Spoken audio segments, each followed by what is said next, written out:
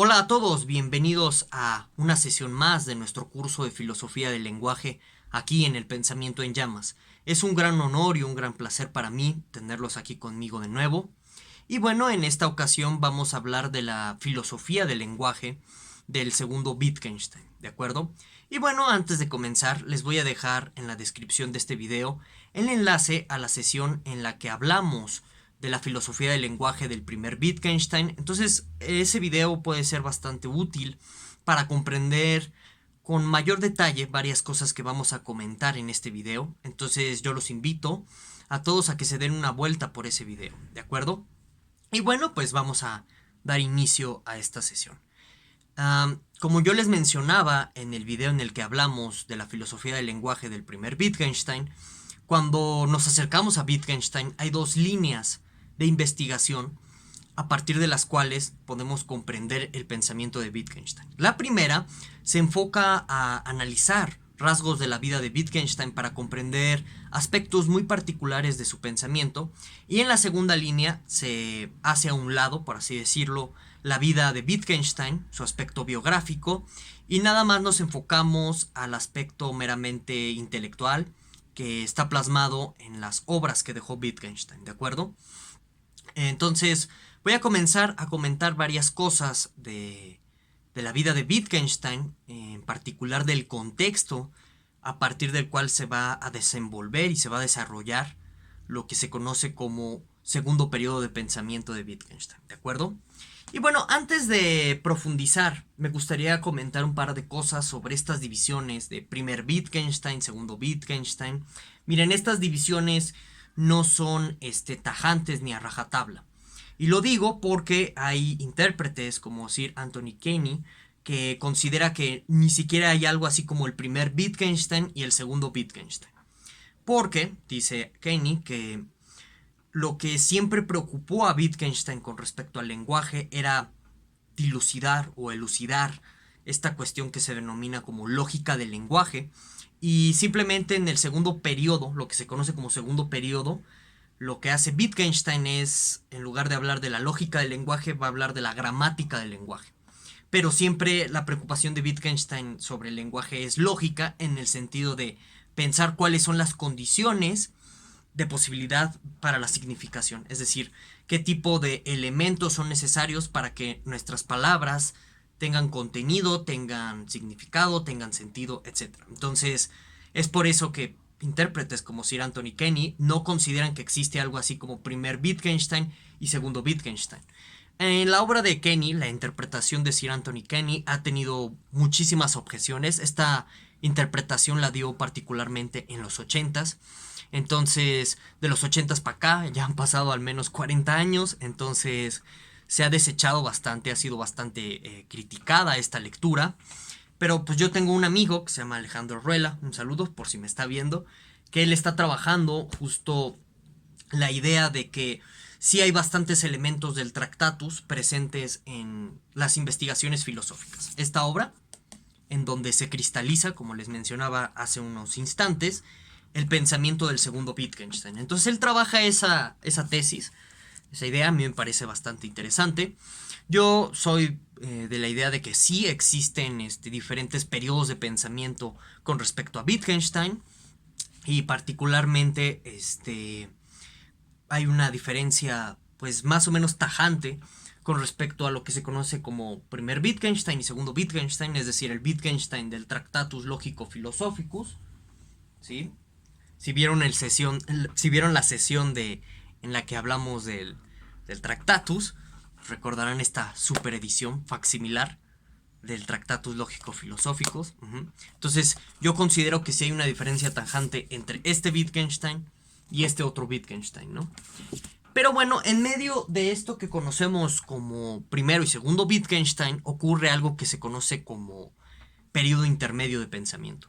Y este periodo intermedio de pensamiento se ha interpretado como las distintas facetas o el proceso que tuvo Wittgenstein a nivel intelectual, que lo condujo de las ideas del Tractatus a las ideas de las investigaciones filosóficas. Entonces, en medio de esto que se conoce como periodo intermedio, podemos encontrar las notas que tiempo después los herederos intelectuales de Wittgenstein, que son Anscombe y Rees, recopilaron dichas notas en algo que se conoce como Observaciones sobre los fundamentos de las matemáticas. Entonces, esa es una obra del periodo intermedio. Hay algo que se conoce como los notebooks, que son los cuadernos azul y marrón, ¿sí? Que no son propiamente textos de la mano o del puño y letra de Wittgenstein, pero que provienen estos notebooks de notas tomadas por las personas que asistían a los seminarios de Wittgenstein en Cambridge. Y se interpreta, es como ya canon, esta obra de los notebooks como parte del periodo intermedio, como una especie de prólogo a lo que se va a conocer después como investigaciones filosóficas, ¿de acuerdo?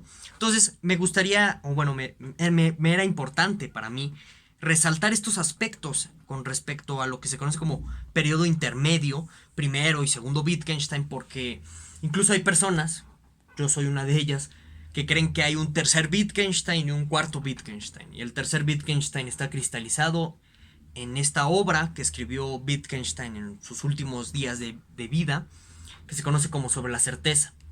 Y lo que se conoce como cuarto Wittgenstein lo podemos encontrar en este textito que les comentaba de las observaciones sobre los fundamentos de las matemáticas. No creo que haya un cuarto Wittgenstein, pero sí, yo sí pienso que hay un tercer Wittgenstein, ¿de acuerdo? Entonces,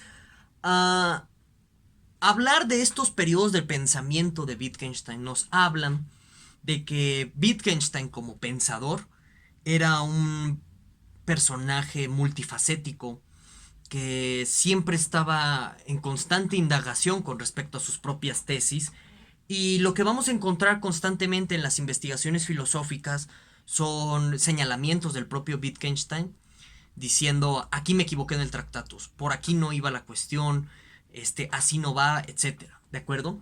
Entonces, incluso a Wittgenstein en el prólogo de las investigaciones filosóficas considera que el Tractatus y las investigaciones filosóficas se debían integrar como una sola obra, algo así como el Tractatus sea la primera parte y las investigaciones, ya en concreto, pues la segunda, que va a elucidar todos los errores del Tractatus.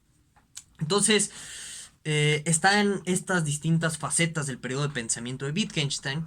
Y ahora, dentro de la línea de intérpretes que toman la vida de Wittgenstein para entender ciertas ideas de él, hay un cúmulo de años bastante interesantes que van a ser el germen o el origen, o bien puede ser el germen o el origen de cómo se va a dar el desarrollo de las ideas de Wittgenstein hasta llegar a las investigaciones filosóficas. Entonces, ¿cuándo empieza todo este tránsito a nivel biográfico? Yo les recomiendo, como lo hice en la sesión pasada en la que hablé de la filosofía del lenguaje de Wittgenstein en el Tractatus, darle una leída o una checada a este libro maravilloso de Ray Monk, que es Wittgenstein, Ludwig Wittgenstein, y se subtitula El deber de un genio. Porque ahí nos va a dar ideas muy interesantes sobre el periodo intermedio o de transición que va a experimentar Wittgenstein a nivel biográfico. Y bueno, Wittgenstein nos quedamos en que fue fue voluntario durante la Primera Guerra Mundial, y al finalizar esta guerra termina siendo prisionero en Italia. Y al salir de la prisión de Italia, Wittgenstein, por conocer a un señor que es profesor rural, aquí en México le llamamos a eso profesor normalista, entonces cada vez que diga normalista me estoy refiriendo a esto, a estos profesores que van al campo a enseñar cosas de educación básica, ¿no? Que muchos a lo mejor ya aprendimos en nuestra educación elemental, ¿no? Ok, entonces Wittgenstein conoce a este personaje, a este profesor rural, en la prisión italiana, se inspira bastante en este señor y decide, una vez que termina de escribir el Tractatus, Wittgenstein abandona por completo la filosofía, o sea, es fiel a lo que él mismo está escribiendo en este texto. Y de nuevo, yo les recomiendo ver este video de la sesión donde hablamos del pensamiento de Wittgenstein en el Tractatus para comprender por qué lo abandona. Recordemos brevemente que una de las premisas claves del Tractatus es mostrarnos cómo los problemas filosóficos surgen por mal comprender la lógica de nuestro lenguaje. Entonces lo que hace Wittgenstein en el Tractatus es elucidar dónde están estas incomprensiones de la lógica de nuestro lenguaje y abandonar la filosofía. Esa es la idea. O sea, se supone que si tú lees el Tractatus deberías comprender que la filosofía es un error y abandonarla por completo. ¿De acuerdo? Algunos Wittgensteinianos sí han seguido al pie de la letra esta, otros no. Yo diría que la gran mayoría no. Pero bueno, ese es otro tema. Regresemos. Entonces Wittgenstein sale de la prisión italiana y se va a matricular como profesor rural y va a ir al campo a enseñarle a niños cosas de educación básica y elemental, pero también les va a enseñar otro tipo de conocimientos que podríamos catalogar como de nivel superior, como cálculo, biología en un sentido más elevado, etc. Y bueno, es muy interesante lo que va a experimentar Wittgenstein durante sus años como profesor rural, porque pareciera que lo que va a hacer Wittgenstein es aplicar a rajatabla ciertas cuestiones elucidadas por él mismo en el Tractatus a nivel de enseñanza de las matemáticas. Entonces, si ustedes vieron este video, perdonen que insiste tanto en este video, pero es como nuestro marco de referencia, siempre voy a estar hablando de ese video. Bueno, no siempre, pero sí en muchos minutos de la presente sesión voy a hablar de ese video. Si ustedes recuerdan, en el Tractatus hay una diferencia muy importante entre decir y mostrar las cosas de las que no se pueden hablar, por ya sea usar la misma lógica interna del lenguaje o por simplemente ser un sinsentido a nivel de construcción lógica, se muestran. Y las verdades matemáticas, ciertos teoremas de la matemática, como por ejemplo el teorema de Pitágoras, se muestra. ¿Y cómo es esto que se muestra? O sea, por ejemplo, a lo mejor de pronto nosotros no podemos explicar cómo funciona el teorema de Pitágoras sin acudir a elementos extramatemáticos, como, no sé, una imagen, un ejemplo, el típico ejemplo de la escalera, qué sé yo. Entonces, en ese sentido, el teorema de Pitágoras, la verdad de este teorema está más allá de la matemática misma, pero eso no significa que su verdad se muestre en algún sentido. ¿Eso qué quiere decir? Que cuando nosotros vemos un triángulo isósceles donde nos pongan ciertas pistas del teorema de Pitágoras, podemos irlo infiriendo, ¿de acuerdo? Entonces, esa es una forma en que se muestra. Y Wittgenstein parece muy casado en este periodo con esa idea y va al campo con la idea de que ciertos conceptos matemáticos pueden mostrarse a la gente simplemente diagramándolos. Y esto lo sabemos por un biógrafo que se llama Warren III. Warren III va a ir a los pueblitos en donde Wittgenstein fue profesor rural y va a recopilar testimonios de cómo eran sus clases. Entonces por eso lo sabemos. Yo les recomiendo checar los estudios biográficos de Warren III. Entonces Wittgenstein va a aplicar esta idea de que la matemática se muestra y simplemente va a poner diagramas matemáticos en los pizarrones, esperando que en algún sentido los alumnos comprendan qué está sucediendo con cosas como el teorema de Pitágoras. Y Wittgenstein va a entrar en profundos fracasos con este tipo de metodologías de enseñanza. ¿Por qué? Pues porque cuando uno aprende matemáticas requiere ser entrenado, educado en ciertos tipos de lenguajes, en ciertos tipos de actividades.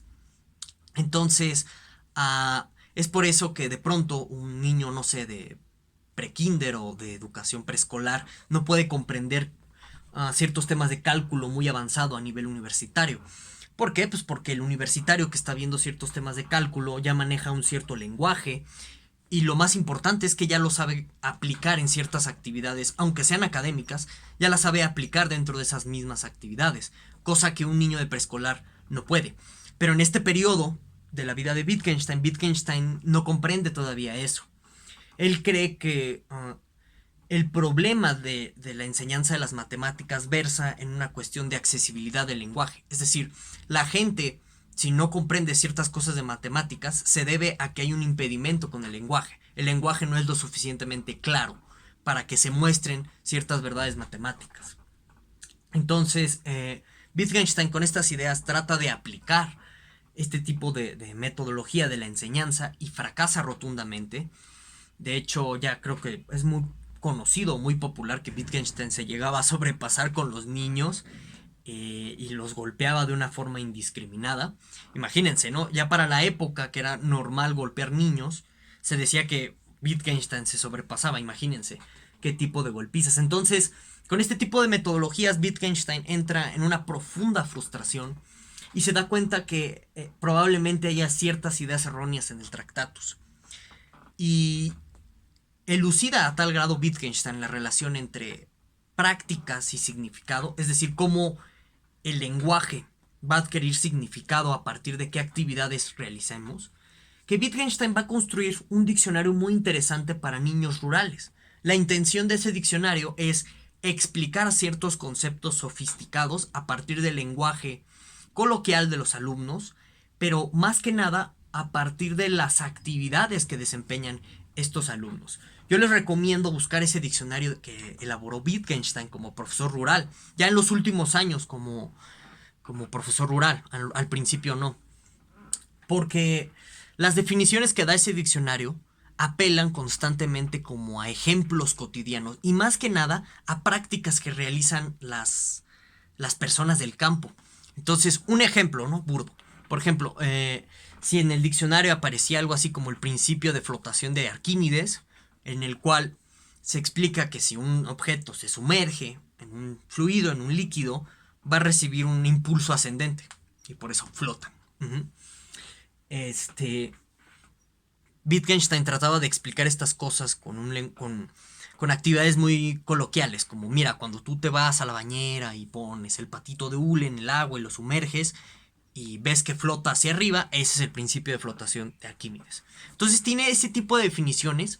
La verdad es que es un diccionario muy didáctico, pero Wittgenstein tuvo un final muy triste con respecto a su actividad docente como profesor rural o normalista, ya que va a ser enjuiciado por este tipo de excesos en las reprimendas con respecto a los niños y se le va a condenar a que se le prohíba la práctica docente en el campo y Wittgenstein toda su vida se va a sentir mal por eso y a tal grado va a tener este sentimiento de culpabilidad que se va a ir a ser monje o va a querer ser monje en un monasterio, pero los monjes lo rechazan y le suplican, ¿no? Bueno, denme un lugar en este monasterio y los monjes les dan un trabajo de jardinero, ¿sí?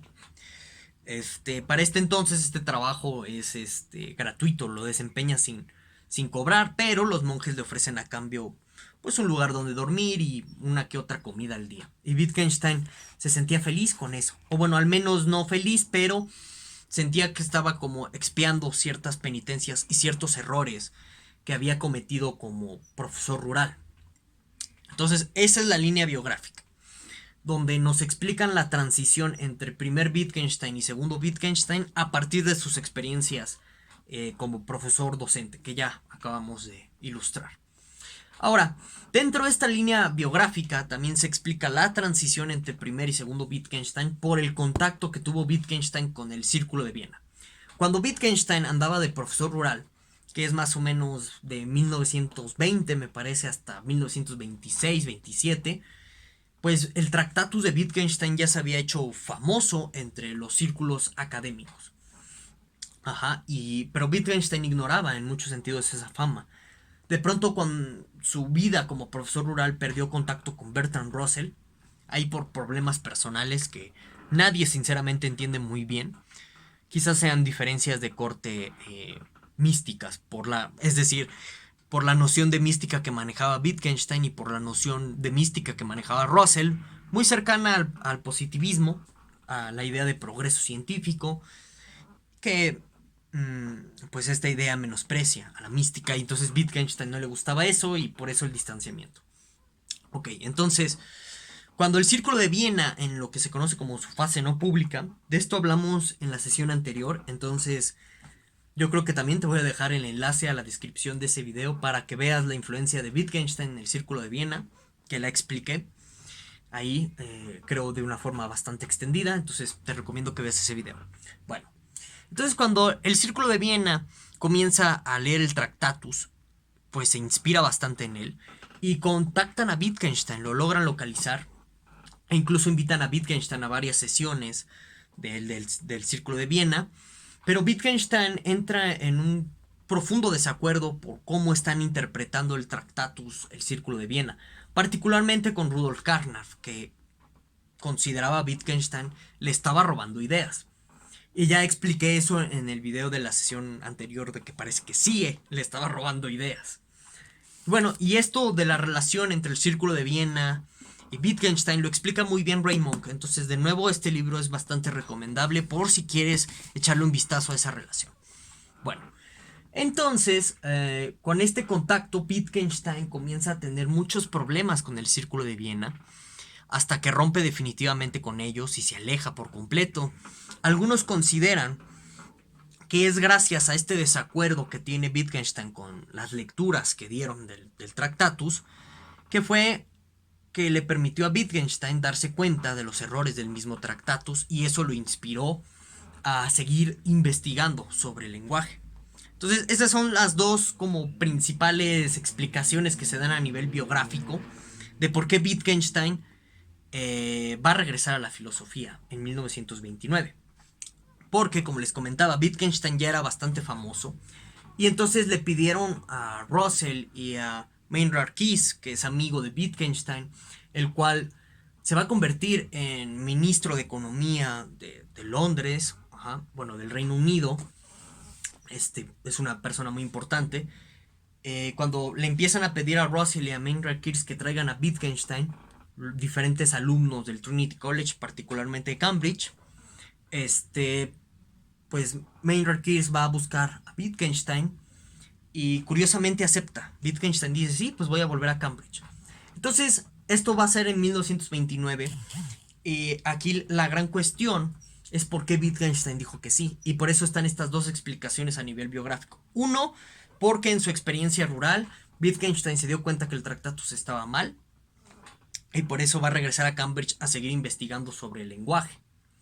Otros dicen, bueno, fue por los desacuerdos con el Círculo de Viena que va a regresar a Cambridge para tratar de resolver todos estos problemas. O sea, Wittgenstein pareciera bastante preocupado sobre la comprensión de su obra y de su pensamiento. Y le preocupaba que se fuera a tomar por otro lado, ¿no? Como lo estaba haciendo el Círculo de Viena. Entonces, por eso algunos creen que regresó a Cambridge, a pesar de haber dicho que él ya abandonaba la filosofía después de haber escrito el Tractatus. Bueno, sea por una u otra razón, la verdad es que yo considero que nunca vamos a saber por qué Wittgenstein regresó a Cambridge, pero el chiste es que regresa. Entonces, a partir de 1929 hasta un par de años antes de 1943, por ahí, Wittgenstein va a investigar de una manera muy profusa la naturaleza del lenguaje, por así llamarle, que tiene que ver con esta idea de las prácticas y del uso lingüístico, que en unos momentos más vamos a comenzar a explicar. Y estas ideas se van a contraponer directamente con la concepción logicista del lenguaje que tiene Wittgenstein en el Tractatus. En el Tractatus encontramos una concepción monista sobre el lenguaje, es decir, es una concepción en donde el lenguaje pictórico, es decir, el lenguaje que nos sirve para representar hechos, es el único que sirve para eso. Y a partir de ahí todos los demás lenguajes son inferiores, por así decirlo, o bien no alcanzan para representar la realidad. Y ya, Wittgenstein no piensa en otros usos del lenguaje. Eso es una concepción pluralista, pensar en que el lenguaje tiene diferentes formas de usarse, que se va a contraponer y va a haber un choque inmediato con las ideas del primer Wittgenstein en el Tractatus. Entonces, durante todo este periodo del 29 hasta el 43 más o menos, Wittgenstein está desarrollando todas estas ideas. Lo interesante aquí es que Wittgenstein no va a publicar nada. El único libro que Wittgenstein publicó en vida es el Tractatus Lógico-Filosóficos. Investigaciones filosóficas y un montón de escritos son notas, es decir, borradores, y pareciera que Wittgenstein, después de los efectos que causó el Tractatus con respecto a que nadie lo comprendía, o al menos él consideraba eso, dijo que no se iba a aventurar a publicar otra cosa hasta que estuviera perfecta al 100. Lo cierto es que Wittgenstein se le acabó la vida, murió de cáncer de próstata en el 53, si mi memoria no me falla, y ya no publicó nada. Y entonces hay rumores, hay historias de que Wittgenstein llevó el texto de las investigaciones filosóficas a la editorial de Cambridge y se lo rechazaron. Entonces, dado ese rechazo, Wittgenstein se desanimó y nunca quiso volver a publicar nada. Algunos creen eso, es un rumor, la verdad es que no hay mucha evidencia documental al respecto. Pero bueno, Wittgenstein se murió y sus herederos intelectuales, Anscombe y Rees, publicaron las investigaciones filosóficas. Yo les recomiendo leer, o sea, si ustedes saben inglés, qué bueno. Yo les recomiendo leer la traducción al inglés que realiza Anscombe, porque la verdad es muy buena, es muy cercana al original en alemán y ayuda a comprender muchísimas cosas que de pronto las traducciones en español se quedan cortas. Entonces yo les recomiendo, si van a leer o se animan a leer las investigaciones filosóficas, leer la traducción de Anscombe, ¿de acuerdo? Bueno, y ahora sí ya vamos a entrar en concreto a las ideas de las investigaciones filosóficas. Y bueno, para comprender a rigor sentido las ideas de las investigaciones filosóficas, yo les recomiendo leer a dos intérpretes que se llaman Hacker y Baker. Estos dos señores tardaron, me parece que alrededor de 10 o 12 años, escribiendo una serie de volúmenes que son comentarios a cada una de las notas o entradas de las investigaciones filosóficas. Entonces es una obra maravillosa, son 8 volúmenes así de este pelo. Los pueden conseguir en ciertos portales de descarga, no voy a decir cuáles, yo espero que ustedes infieran cuáles. Los pueden conseguir, están ahí todos. Entonces vayan y denles una leída. La verdad es que son 8 volúmenes bastante interesantes. Digamos que ya tienen cerca de 20 años de vejez, pero, o sea, yo hasta la fecha no he encontrado un análisis exegético o bien un análisis interpretativo tan riguroso como el de Baker y Hacker. Y bueno, son los 8 volúmenes de análisis de las investigaciones que les recomiendo. También yo les recomiendo la obra de Mary McGinn, que es una Wittgensteiniana muy buena, la verdad muy rigurosa, y también todos los libros que pueden conseguir de ella sobre las investigaciones filosóficas, súper recomendado.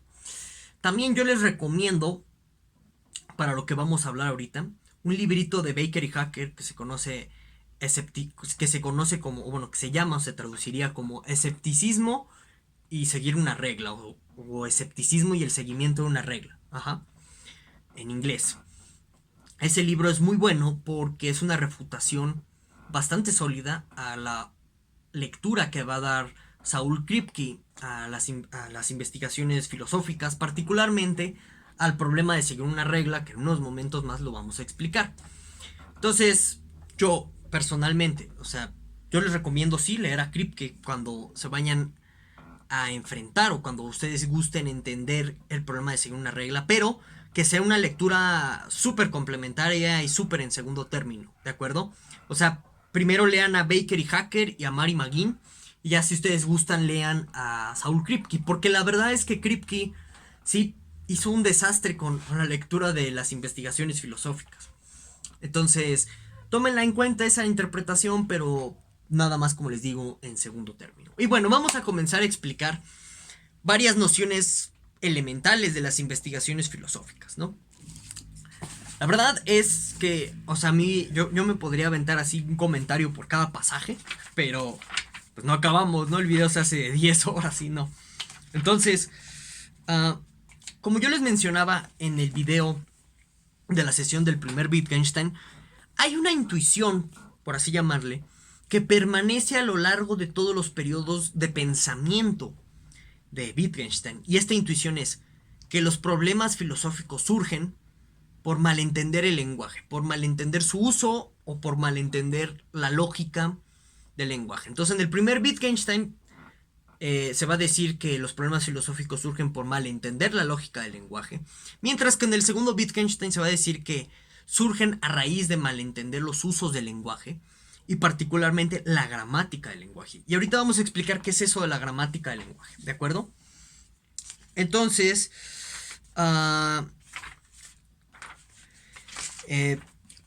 hay una elucidación muy importante en las investigaciones filosóficas que componen los primeros 20 o 30 pasajes, que es sobre la idea de que todo el lenguaje es referencialista. Como ya hemos visto en videos anteriores, Frege tiene una concepción referencialista del lenguaje. Ya discutimos eso en otras sesiones y me parece que ya quedó terminado ese punto, o al menos espero que los haya persuadido de que Frege es referencialista. Acuérdense que aquí todo es debatible, ¿de acuerdo? Pero por el momento sigo en esta misma idea de que Frege es referencialista. Russell también es algún tipo de referencialista, pero en un sentido de denotación. Eso ya lo explicamos en el video de Russell, entonces yo les recomiendo que se den una pasada por ese video, o bueno, un vistazo por ese video. Y bueno, ¿y cuál es la idea que tienen hasta este momento Frege y Russell del lenguaje? Que el lenguaje, para que sea significativo, esencialmente tiene que referir a objetos, ya sean objetos físicos concretos como este libro, o a objetos abstractos como el amor, ¿no? Y por allá está la idea del amor, una cosa por el estilo. Y bueno, esta es la primera idea que Wittgenstein va a elucidar.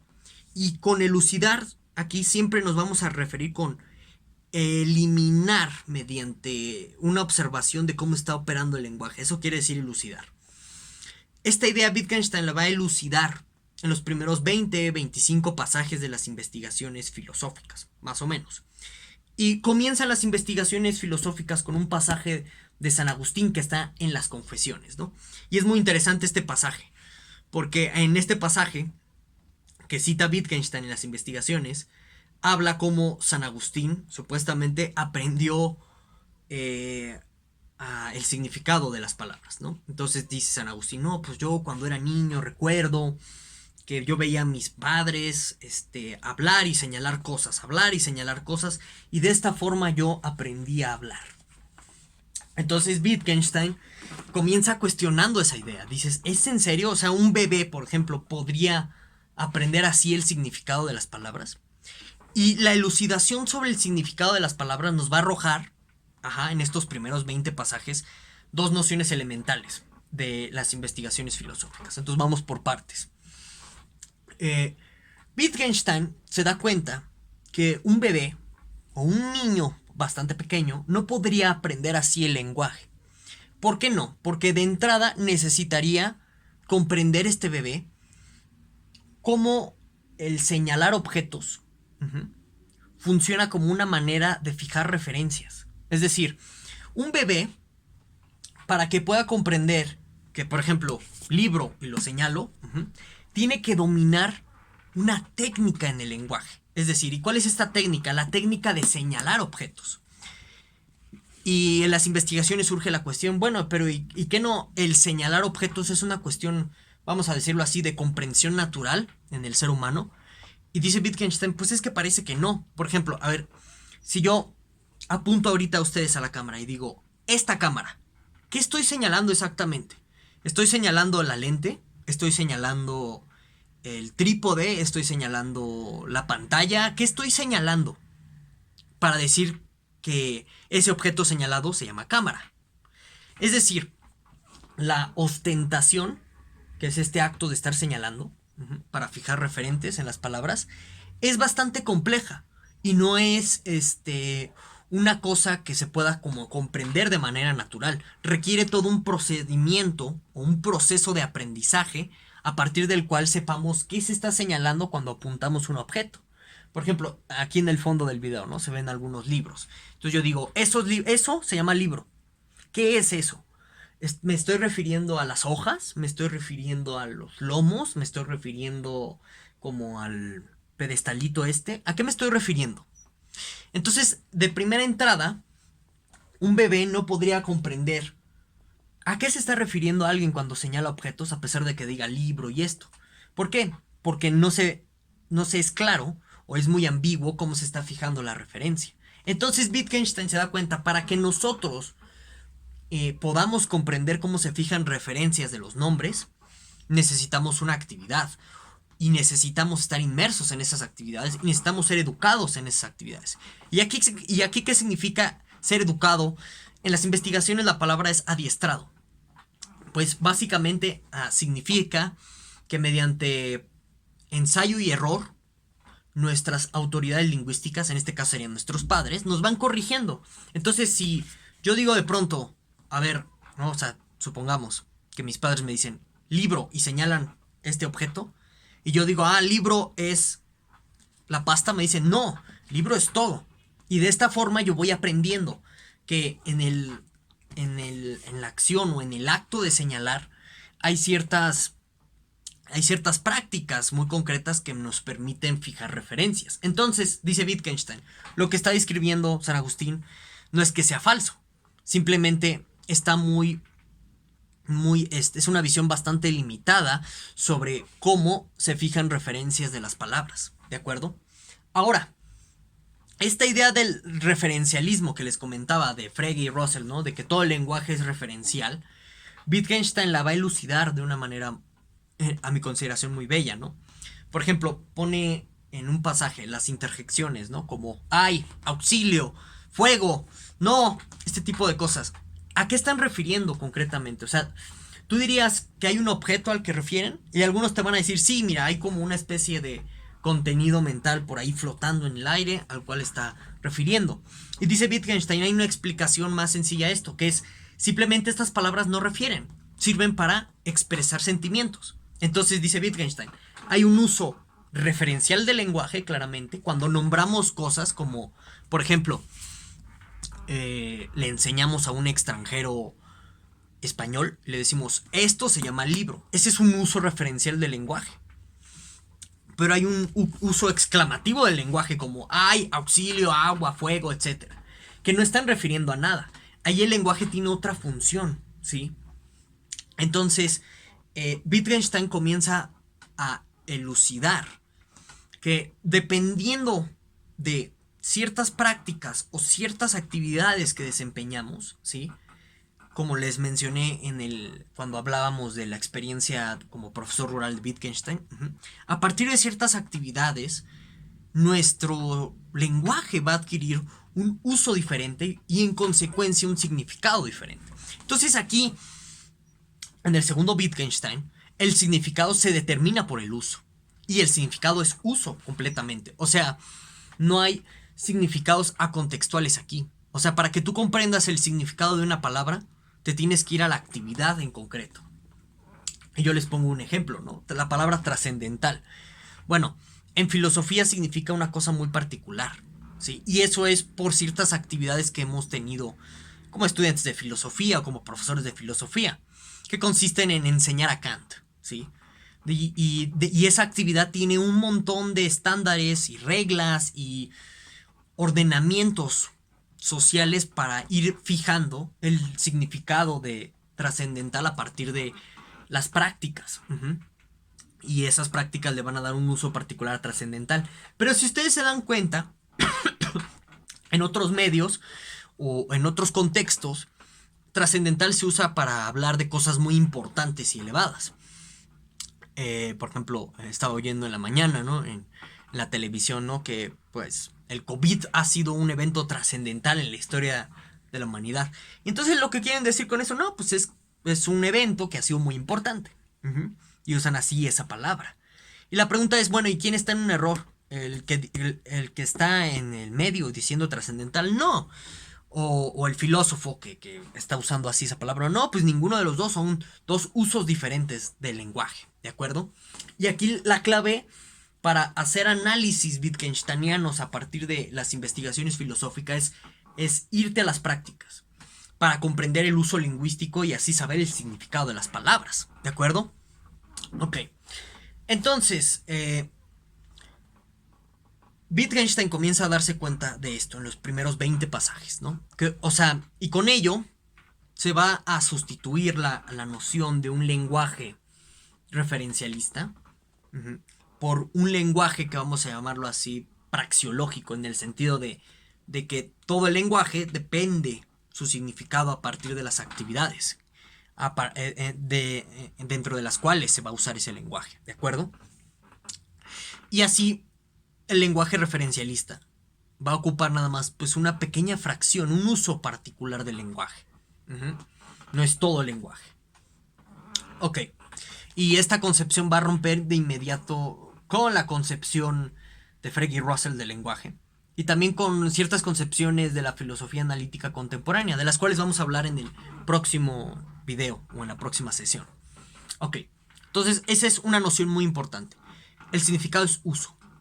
Ahora, hay otra noción muy importante que es forma de vida. Las actividades pertenecen a una forma de vida particular. Entonces, la noción de forma de vida a veces puede ser muy difícil de comprender, y en ese sentido yo les recomiendo textos de John McDowell. McDowell ha, me parece, interpretado de una forma muy rigurosa la noción de forma de vida. Y bueno, ¿y qué es la forma de vida? La forma de vida es nuestra sociedad objetiva, es decir, una sociedad que yo no configuré como individuo individual, vaya la redundancia, sino que es una sociedad en la que yo nací. La forma de vida nos es dada, dice Wittgenstein en las investigaciones. Y con eso se refiere a que nosotros, como sujetos, como individuos, ya nacimos en una colectividad. Y esa colectividad nos va a decir cuáles son las actividades y cómo se usa el lenguaje dentro de esas actividades. Y entonces, a partir de la noción de forma de vida, se va a seguir que un rasgo característico y primordial del lenguaje es que es de carácter público, es decir, que no existen lenguajes individuales. Es decir, yo no me puedo crear mi propio lenguaje, o bien, sí podría, o sea, yo sí me puedo crear mi propio lenguaje individual, pero eso no quiere decir que sea significativo o que pueda ser entendido dentro de una colectividad cuya forma de vida estipula un lenguaje ya público. Y esto es muy importante por lo que vamos a comentar adelante sobre la discusión de los lenguajes privados que está presente en las investigaciones filosóficas. ¿De acuerdo? Y bueno, Wittgenstein se da cuenta que el lenguaje que se usa en actividades concretas está normado.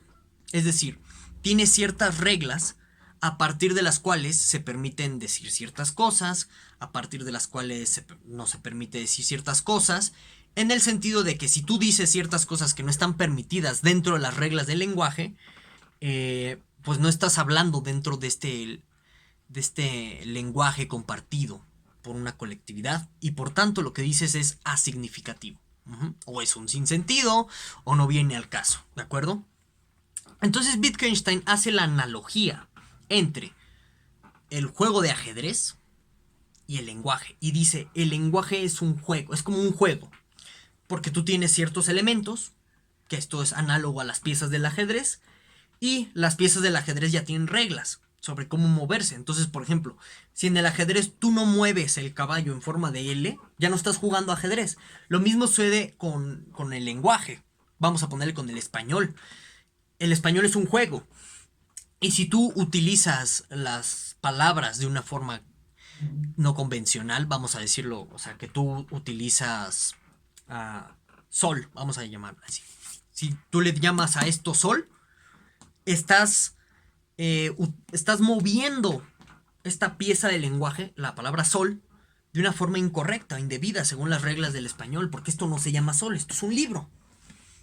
Y en ese sentido, si tú insistes a llamarle a esto sol, ya no estás hablando español, y en consecuencia ya no te estás comunicando significativamente con una colectividad a partir de la cual comparte una forma de vida particular. Entonces aquí podemos notar la noción de juego de lenguaje. Entonces, ¿qué es un juego de lenguaje?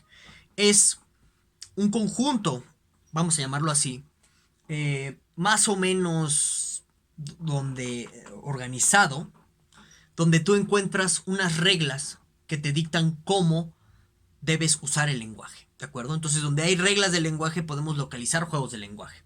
Y esto es muy importante porque hay muchas personas, muchos autores que tratan de hablar de juegos de lenguaje así como si fueran cualquier cosa, ¿no? Ah, sí, pues mira, esto que hace Newton aquí, ¿no? En este libro que yo tengo, que les vengo enseñando mucho como ejemplo, Principios matemáticos de la filosofía natural, esto es un juego de lenguaje. ¿Por qué es un juego de lenguaje? No, pues es que es un conjunto de palabras donde Newton al usar definiciones ya puso sus propias reglas. No, esto no es un juego de lenguaje. Esto. ¿Por qué? A lo mejor ahorita ya lo es, porque hay una comunidad de físicos que hablan en términos de física newtoniana, ok. Pero en su momento, esto no era un juego de lenguaje. Tuvo que pasar por un proceso muy complejo de revisión y de reconocimiento social para que ya lo fuese. Pero eso es lo importante. Un juego de lenguaje solamente lo vamos a poder encontrar dentro de un entramado social. No lo vamos a poder encontrar en un libro o en una filosofía. No, no, no, no.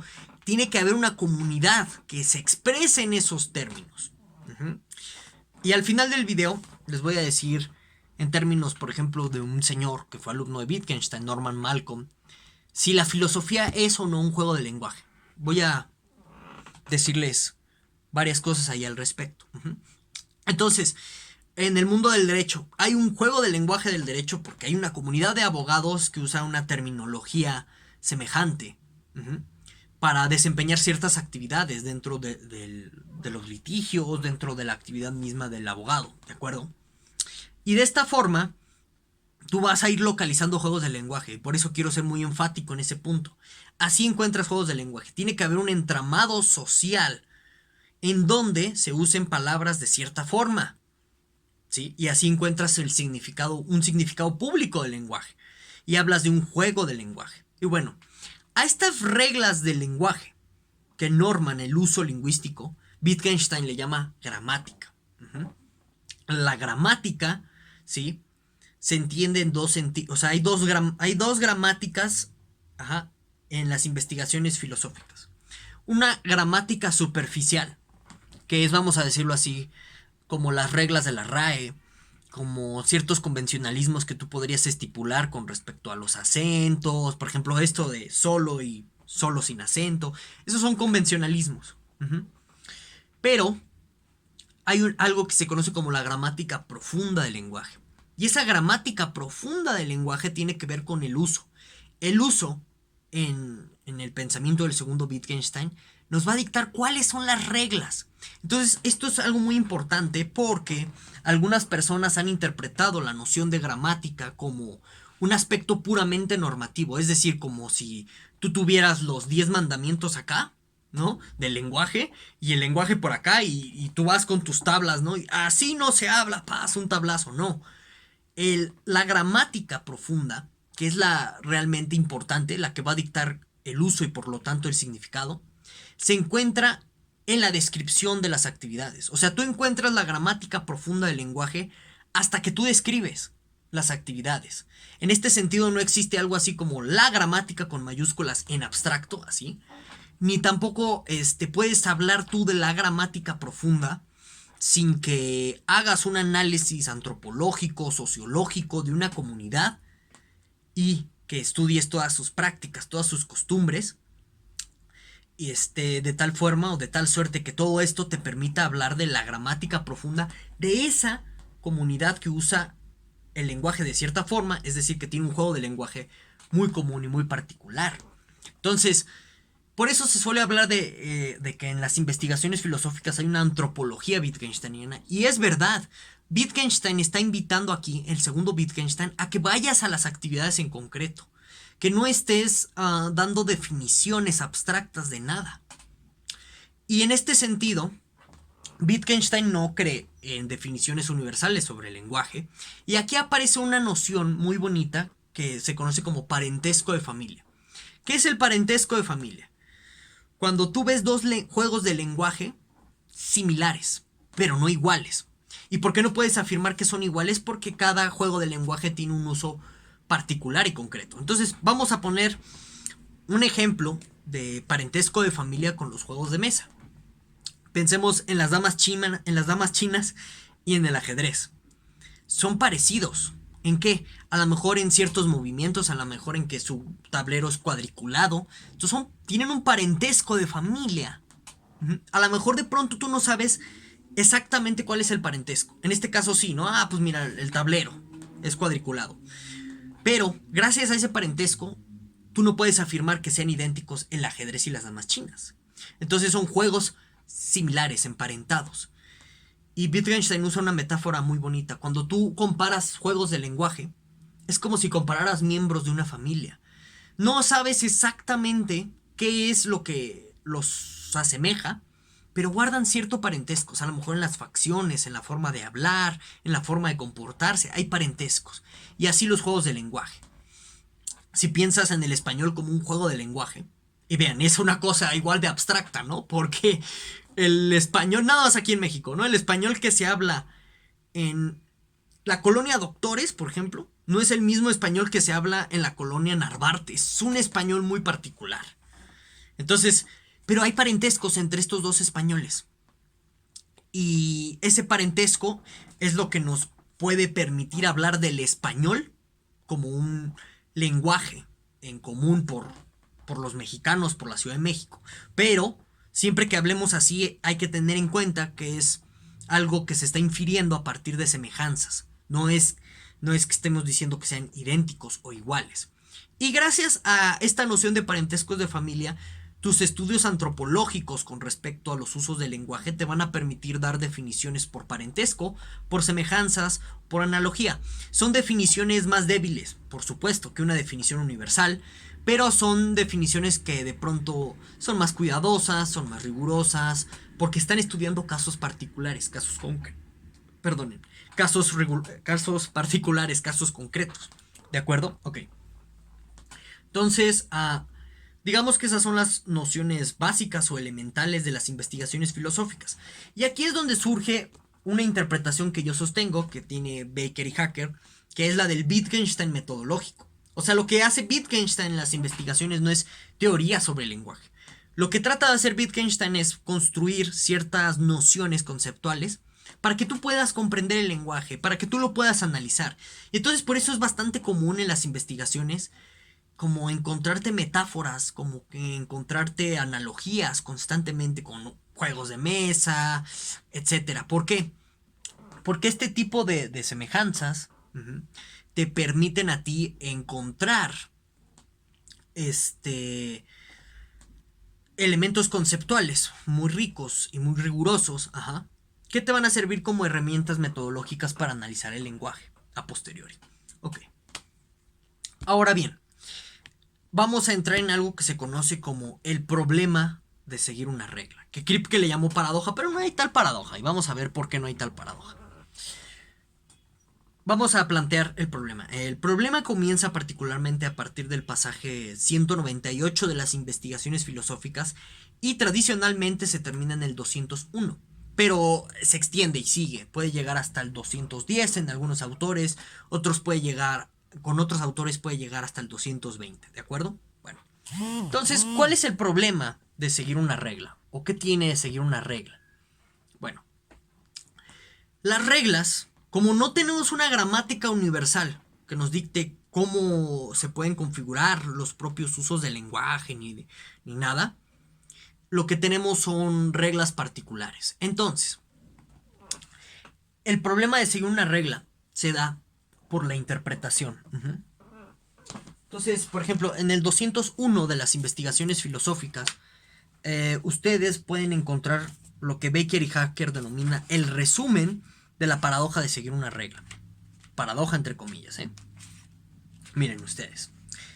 Nuestra paradoja era esta, dice Wittgenstein, en el 201.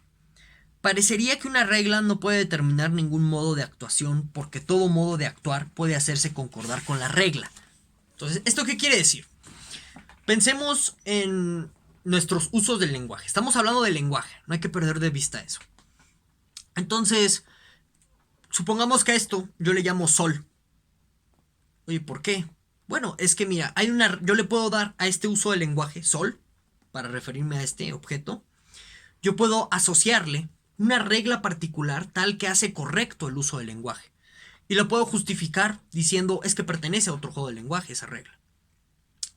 Y a su vez, tenemos nuestra regla, que más o menos espero que compartamos todos, en la que a esto le llamamos libro.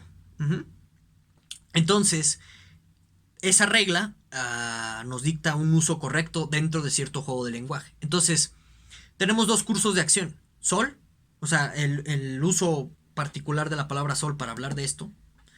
Y tenemos el otro curso de acción particular, libro, para hablar de esto. Y aquí la gran cuestión es, ¿cuál de los dos está en lo correcto? La regla por sí misma no me puede decir cuál es la regla correcta. O sea, las reglas del lenguaje no pueden decirme o determinar de una manera universal qué uso del lenguaje es correcto y qué uso del lenguaje no es correcto. Entonces, tenemos la gran peculiaridad de que todas nuestras acciones lingüísticas las podemos interpretar de forma correcta porque siempre les podemos asociar una regla, la que tú quieras, y decir es que pertenece a un juego de lenguaje particular. Entonces, vamos a volver a leer el 201. Nuestra paradoja era esta. Parecía que una regla no puede determinar ningún modo de actuación, porque todo modo de actuar puede hacerse concordar con la regla. Cuando dice que no puede determinar un modo de actuación se refiere a esta cuestión de la universalidad de la regla. Una regla no puede decirme cómo actuar de manera universal. Wittgenstein en el 198 dice que la regla es un indicador de caminos, es decir, es una manera en la que la gramática nos dice cómo podríamos usar el lenguaje. Pero de nuevo, o sea, las reglas del lenguaje no son los 10 mandamientos de Moisés. No es un a rajatabla, así se habla, pum, no. Son indicaciones de cómo podríamos hablar. Y esas indicaciones las encontramos en nuestra práctica cotidiana. Les pongo un ejemplo. Cuando nosotros vemos que todo el mundo dice obscuro en lugar de oscuro, esa es una indicación de una regla. Nos están invitando a así se usa el lenguaje. Así lo debes de usar en esta comunidad. Pero nada más nos invitan. No nos están coercionando hasta ahí. Entonces yo puedo decir oscuro y la regla no me lo prohibió, ¿sí? Entonces, las reglas no determinan cursos de actuación de manera universal porque no tenemos estas reglas universales. Y todo curso de actuación se puede interpretar de tal forma que se vuelve correcto según una regla particular perteneciente a un juego de lenguaje concreto. Entonces, ¿cómo seguimos reglas? Esa es la pregunta. Kripke lo anuncia en términos de una paradoja en este sentido. De, mira, cuando tú dices que sigues la regla, dado un cierto número de aplicaciones concretas de la regla, por ejemplo, que a esto siempre le llamemos libro,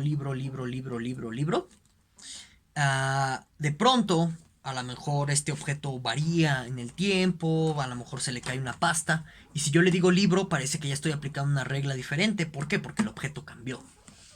Entonces, al decir que yo aplico una cierta ley, una cierta regla para decirle a ese libro sin pastas, por ejemplo, para decirle libro, entonces en los casos anteriores en las que yo le decía libro al libro con pastas, entonces no seguía la regla libro en los casos anteriores. Si decimos que la actual regla para decirle al libro sin pastas libro es esa, no la seguimos. Y entonces al decir que seguimos la regla, no la seguimos. Esa es la paradoja kripkeana o la interpretación kripkeana de seguir una regla. Ciertamente está este modo de leer ese elemento paradójico. ¿Por qué? Porque otra vez, tenemos la idea de los diferentes cursos de acción, ¿no? Que todos se pueden hacer correcto bajo una regla particular. Entonces, cuando decimos que no seguimos la regla, pues sí la seguimos siempre. ¿Por qué? Porque hay un juego de lenguaje particular a partir del cual puedo interpretar una acción lingüística concreta como correcta. Bajo las reglas de ese juego de lenguaje. ¿Sí? Entonces, ¿y cómo va a elucidar o dilucidar o eliminar este problema Wittgenstein en las investigaciones filosóficas? Esto está presente en estas obras de comentarios de Baker y Hacker. Y tiene que ver con la cuestión del acuerdo y del desacuerdo. Kripke va a idear algo que se conoce como solución o tesis comunitaria. Voy a hablar de la solución rápidamente de Kripke. Dice Kripke, bueno, dado que no tenemos un hecho para determinar el seguimiento de la regla, un hecho objetivo, universal y demás, Kripke dice, entonces lo que nos queda es una solución escéptica como la de Hume. En el problema de la causalidad de Hume, dice Hume, mira, no hay un hecho ¿no? O bueno, no hay una impresión directa de nuestra idea de causalidad, entonces decimos que hay causalidad por costumbre, por hábito. Y dice Kripke, esto es análogo a lo que hace Wittgenstein en las investigaciones filosóficas. Wittgenstein toma una solución escéptica y dice, como no hay un hecho, simplemente nos acomodamos a la costumbre o a los hábitos de la comunidad. Entonces, si a esto siempre se le llama libro, por hábito o por costumbre, decimos que la regla correcta es libro y no la regla sol. Eso es hábito o costumbre. Y lo determina la comunidad, esas costumbres, esos hábitos. ¿De acuerdo? Y ya, se acaba. Y por eso Kripke dice que Wittgenstein adopta una solución escéptica. En realidad no hay tal escepticismo por lo siguiente. Lo que hace Wittgenstein es apelar a la cuestión del acuerdo y del desacuerdo. Entonces, miren, vamos al 201 de las investigaciones filosóficas.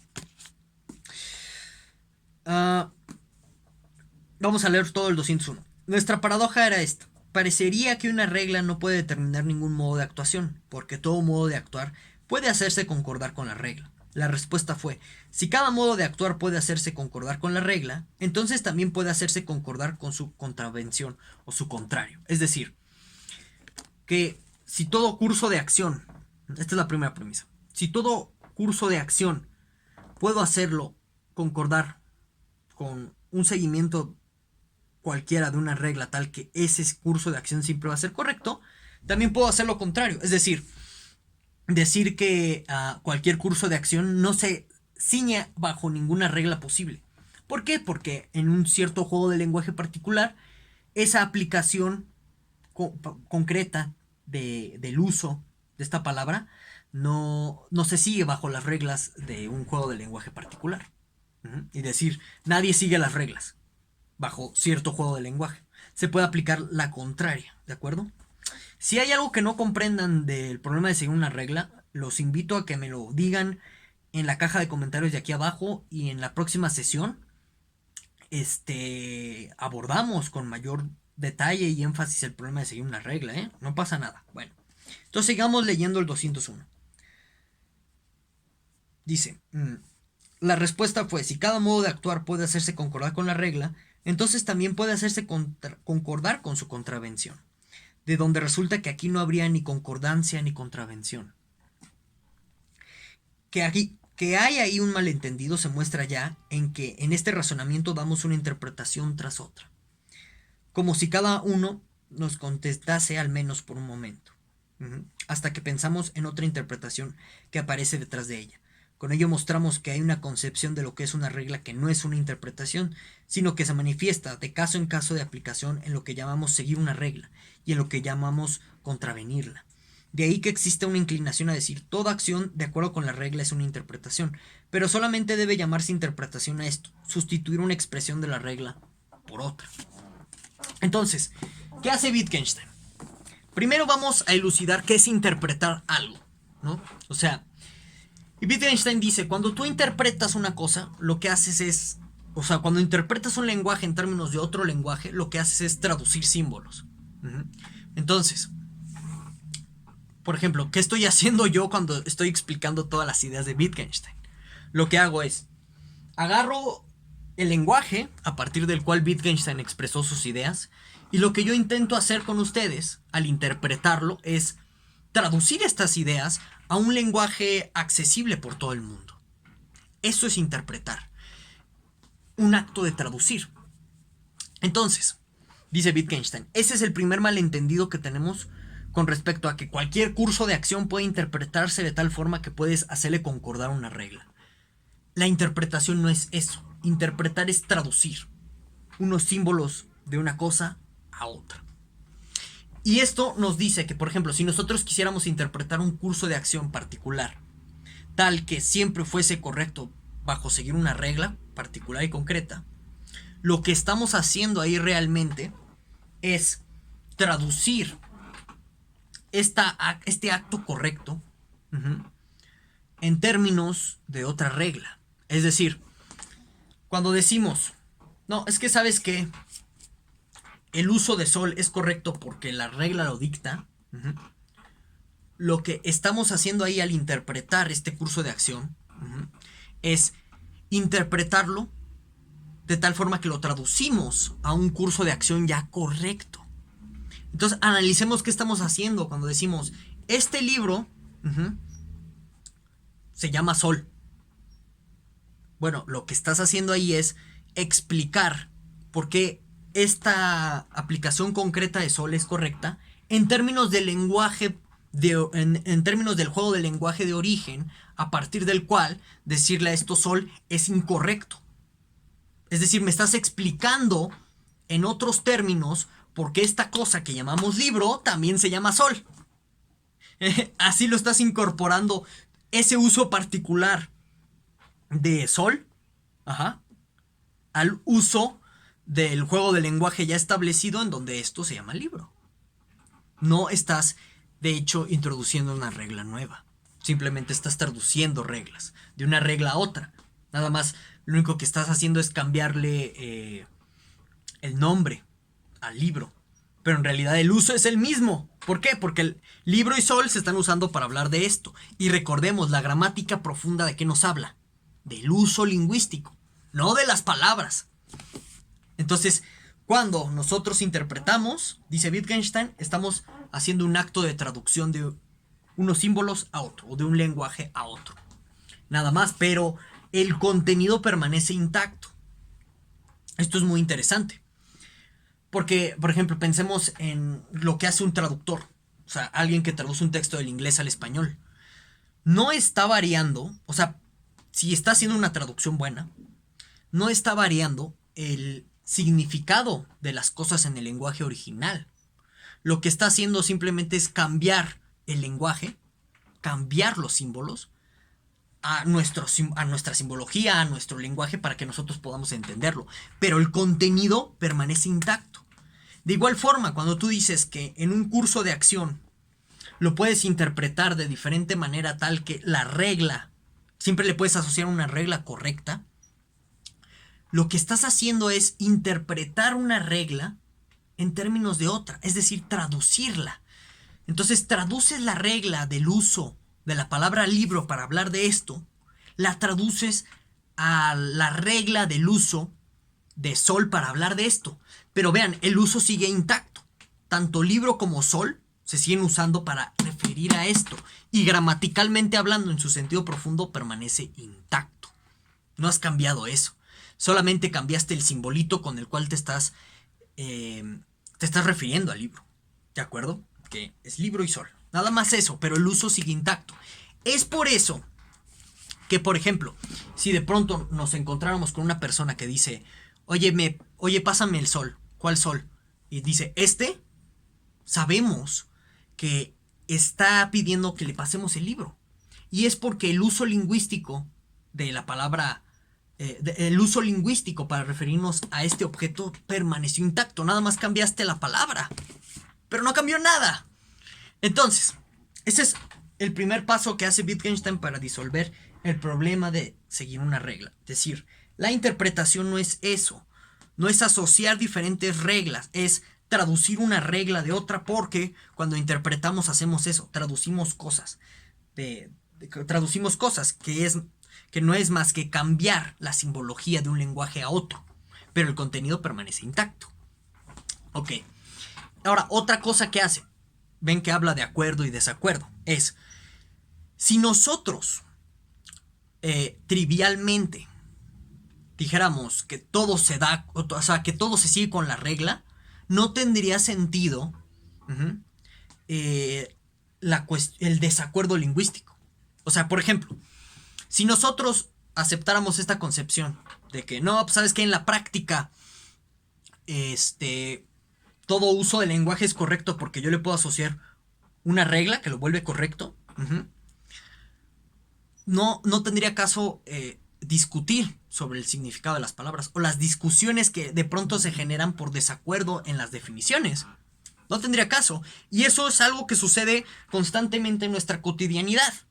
Por ejemplo, hace rato estaba viendo en Facebook 2 personas que se estaban peleando por si se dice trascendente o trascendental. O sea, si fuera cierto o si fuera el caso que se da el problema de seguir una regla, pues estas 2 personas podrían decir de pronto, no, pues ¿sabes qué? a este curso de acción lingüístico particular, que es decirle trascendental a cierta cosa, es correcto ese uso porque te estás guiando bajo otra regla perteneciente a otro juego de lenguaje. Y también es correcto que le digas trascendente o trascendental bajo otras reglas y no se estarían peleando, pero se pelean. Entonces eso quiere decir que no es el caso que uno interprete, o sea, que uno como hablante, como perteneciente a una forma de vida, diga, sí, pues no hay problema, cualquier manera de hablar es correcta, porque siempre hay una regla perteneciente a un juego de lenguaje que lo valida. No. Nuestro comportamiento como hablantes en relación al acuerdo y al desacuerdo nos dice no. Sí existe la idea de que hay un uso correcto bajo una sola regla y que no es permisible esta idea de que siempre estemos asociando diferentes reglas a diferentes cursos de acción lingüística. Eso no es permisible. Entonces, de esta forma Wittgenstein disuelve el problema de seguir una regla. Primero, diciendo, interpretar es traducir de un lenguaje a otro el mismo contenido, nada más le cambiaste los símbolos. Y esto lo pueden encontrar de una manera muy bien explicado en McDowell, ¿de acuerdo? Por otro lado, tenemos la cuestión del acuerdo y el desacuerdo lingüístico. Si todo curso de acción lingüístico lo pudiéramos validar mediante una regla que pertenece a un juego de lenguaje, no habría discusiones sobre el significado de las palabras, pero sí lo hay. Entonces, eso nos dice que el problema de seguir una regla no se da en la realidad práctica de los hablantes. ¿De acuerdo? Y un elemento adicional para comprender que el problema de seguir una regla no se da es la propia noción de adiestramiento en Wittgenstein, que es la educación lingüística. O sea, nosotros aprendemos a hablar con base en autoridades lingüísticas, etc. Entonces, si ya pertenecemos a una comunidad, nunca va a aparecer el problema de seguir una regla en esa comunidad.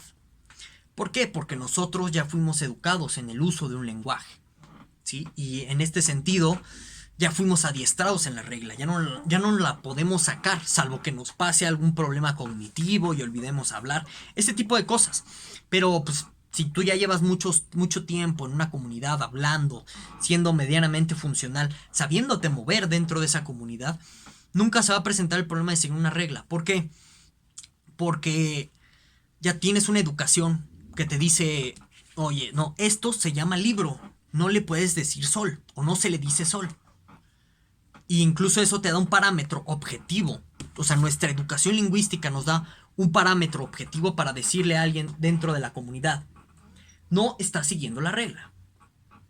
No se le dice a esta cosa sol, se le llama libro. ¿De acuerdo? Ok. Ahora, a partir del 200 va a aparecer, del pasaje 200 de las investigaciones filosóficas, van a aparecer dos temas muy importantes con los cuales pues ya vamos a ir concluyendo. Bueno, dos temas muy importantes con los cuales vamos a empezar a concluir el video de esta sesión. El primero es el tema del lenguaje privado. Ajá. El lenguaje privado es un asunto que aparece en el Tractatus Lógico-Filosóficos y no lo mencioné en la sesión de ese video porque me hubiese gustado, y ya lo tenemos ahorita, mayor contexto sobre el pensamiento de Wittgenstein para comprender qué sucede con el lenguaje privado, ¿de acuerdo? El lenguaje privado es la idea de que un individuo puede establecer su propio lenguaje y que nada más él lo puede entender y ser significativo. Entonces, en el primer Wittgenstein, este problema se resolvía con la idea del carácter universal de la lógica. O sea, la lógica, en tanto representación, bueno, en tanto posibilidad de representación de los hechos, es la misma para todos.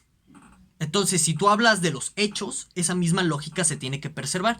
Y de esa manera Wittgenstein salía del lenguaje privado. Pero con respecto al yo, al tema del yo, se desliza respecto al solipsismo. Como vimos en el video pasado, hay un sentido en el Tractatus en el que el yo no es expresable en el lenguaje, porque nada más estás hablando, o sea, estás hablando de ti como si fueras un objeto y no como si fueras algo diferente a los objetos, ¿de acuerdo? Esto lo explicamos muy bien en el video del Tractatus, entonces si ustedes pueden ver ese video para comprender esta cuestión, adelante, háganlo. Okay. Entonces, el problema es que cuando dice Wittgenstein que hay un sentido en el cual el yo se escapa del lenguaje, acepta cierta privacidad en el lenguaje. Es decir, que al menos cuando nosotros hablamos de nuestros estados mentales internos, eso sí es un lenguaje privado, en algún sentido, porque nadie puede acceder a él. Y este problema se deshace en las investigaciones filosóficas con el criterio de la primera persona y la tercera persona. Hay un sentido en el que nosotros hablamos como objetos, y ese es el criterio de la tercera persona. Cosas como a mí me duele la cabeza, ese es un criterio de tercera persona porque lo que hacemos es hablar de nosotros mismos como cosas en un sentido no textual, no literal. Ajá. Esa es una función del yo. Y hay otra función del yo que es en primera persona, que es indexical. ¿Qué quiere decir que sea indexical? Que siempre una persona que diga yo va a referir inmediatamente a la persona. Entonces, el yo, en primera persona, dentro de las investigaciones filosóficas, tiene una función referencial hacia ti mismo en ciertos aspectos conversacionales, y se acabó. Y de esta forma, el yo se vuelve una entidad pública. Para hablar de estados mentales, para hablar de sentimientos, emociones, lo que va a hacer Wittgenstein en la segunda parte de las investigaciones filosóficas que tiene que ver con cuestiones de filosofía de la psicología, y hay lecciones sobre filosofía de la psicología que se entrelazan muy bien. Y propiamente eso ya no es un tema de filosofía del lenguaje, pero lo menciono. Para Wittgenstein hay un fenómeno de nominalización con respecto a nuestros sentimientos. ¿Qué es nominalizar? Es volver sujetos ciertos elementos del lenguaje que en realidad son verbos. Entonces, razonar es un verbo. Lo nominalizamos y decimos razonamiento. Y esta es una particularidad de muchos lenguajes romances, incluso del lenguaje anglosajón. Y no es algo que esté mal, tiene ciertas funciones prácticas, nominalizar verbos. El problema es cuando tú crees que razonamiento refiere a un objeto. Y no, en realidad no refiere a nada, son actitudes, son acciones. El razonar es una actividad, no es una cuestión interna de tu no, es una actividad. Entonces, para Wittgenstein, todos tus estados mentales que tú consideras privados, como tus sentimientos, tus pensamientos, tus intenciones, en realidad son públicos. ¿Y por qué?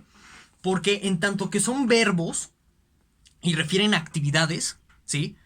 Tú aprendes a usar estos verbos para referirte a actividades. ¿En dónde? Pues en tu contexto social, en tu contexto práctico. Y es por eso, por ejemplo, que a partir del comportamiento o de la conducta de los individuos, puedes decir cosas como, mira, mi amigo se puso rojito, se puso colorado cuando pasó una chica al lado de él. Entonces a lo mejor le gusta. Y resulta que sí le atinas, ¿no?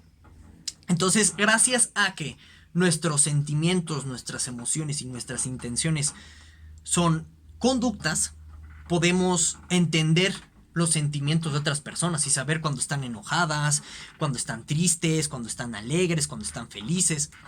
Entonces, este mito cartesiano de el yo como algo privado se deshace en las investigaciones filosóficas. Si tú analizas el lenguaje de los estados mentales, de las emociones y de las conductas, vas a descubrir que son nominalizaciones, es decir, son verbos nominalizados, y los verbos refieren a prácticas, a actividades que tú realizas. Comer, razonar, leer, son prácticas, son actividades. Y tú aprendes a nombrarlas así mediante tu contexto social, efectuando ciertos hábitos, ciertas costumbres, etc.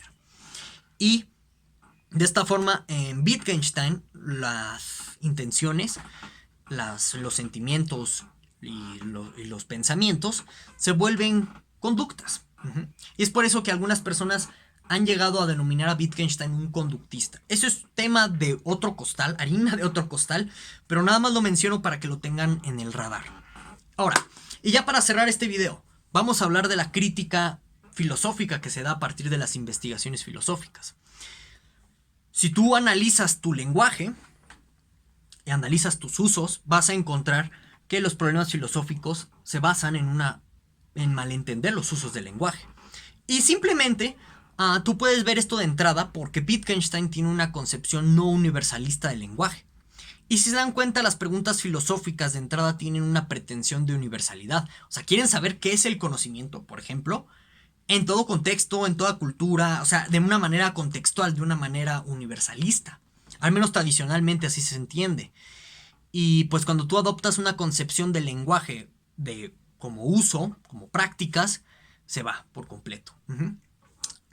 Y entonces hay un pasaje muy curioso de las investigaciones filosóficas que se llama el 123, ¿no? Y bueno, que es el 123 más bien, y ahí Wittgenstein dice: un problema filosófico tiene la forma no sé salir del atolladero. Entonces, de esta forma Wittgenstein va mostrando su espíritu antifilosófico, que es esta cuestión de que la filosofía son enredos de lenguaje. Si tú te fijas en los usos, todos tus problemas filosóficos van a desaparecer.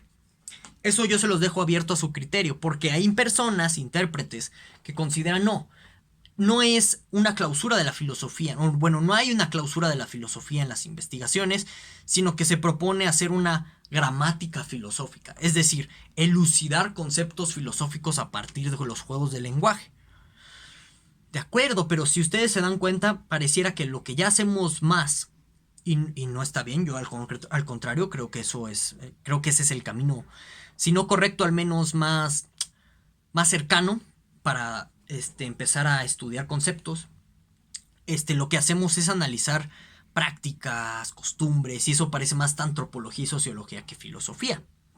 Entonces, eso, como les digo, se los dejo a su consideración para que piensen si hay o no hay una nueva filosofía a partir de las investigaciones filosóficas. Y bueno, pues eso sería todo. Espero que les haya gustado esta sesión y bueno, nos vemos hasta la próxima sesión de nuestro curso de filosofía del lenguaje. Hasta pronto.